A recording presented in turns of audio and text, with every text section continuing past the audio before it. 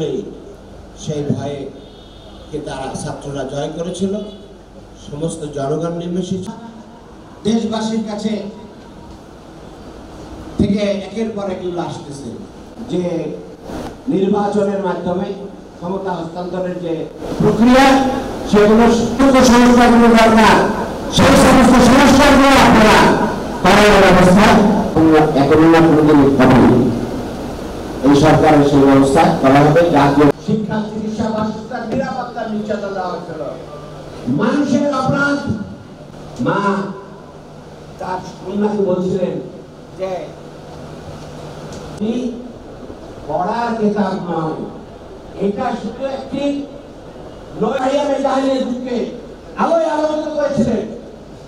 পৃথিবীর মধ্যে আস্থা সাল্লাল্লাহু আলাইহি ইসলামের কাছে যে বিধান নাযিল হয়েছে, সেই বিধান কার্য যার যার অন্তর থেকে ভূমিকা রাখতে হবে। তারপরে আপনার জামাত ইসলামী সেই বৈষম্যহীন সমাজ কায়েম করার জন্যই কাজ করে যাচ্ছে নিরন্তর ভাবে। আমাদের ছাত্ররা জীবন দিয়েছে, রক্ত দিয়েছে, এই রক্ত ব্যক্ত হতে দেওয়া যাবে না। বাংলাদেশের জনগণকে সেই বৈষম্যহীন সমাজের দিকে এগিয়ে নিয়ে যেতে হবে। প্রিয় ভাই এবং বোনেরা, এখানে বন্যা নেই ভাইয়ের আমার,